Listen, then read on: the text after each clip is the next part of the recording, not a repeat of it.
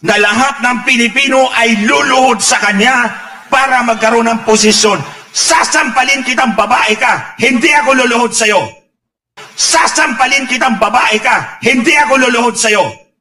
Sasampalin kitang babae ka, hindi ako luluhod sa'yo.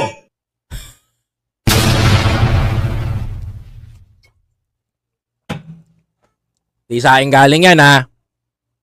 Hindi sa bibig ko galing yan. Sa kanya galing yan, kay Glenn Chong. Sasampalin niya daw po si First Lady Luis Araneta Marcos. Mga kababayan. Ito ang dahilan. Ano ang dahilan mo?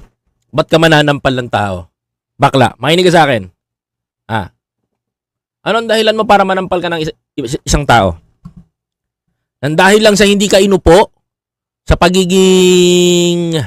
Dahil sa hindi ka inupo, dahil sa pagiging ano mo, sa pagiging